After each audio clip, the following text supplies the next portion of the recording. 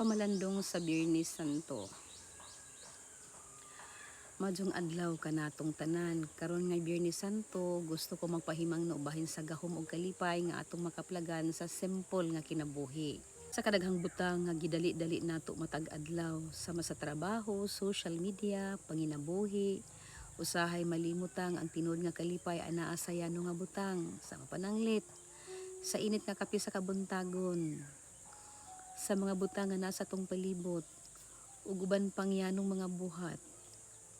Apil lang hilom mapag-ampo, dili kinahanglan mahal o komplikado ang kalipay. Ang tinod nga bahandi makita sa kinasing-kasing nga pagpasalamat. Karon nga adlaw sa Biyernes Santo, gihangyo nga mopalandong ta. Sama sa unsay akong mga gipangadyo nga wa di ay ragyod nako gikinahanglan.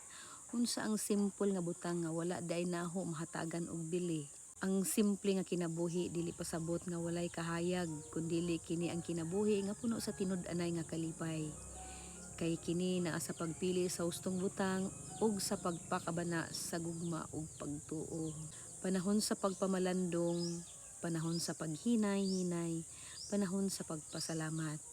Maadyong Biyernes Santo kanatong tanan mga madi ug hinaot atong mapili ang simple nga kinabuhi nga puno sa grasya. Salamat sa inyong pagtan-aw. Again, maadyong buntag kanatong tanan.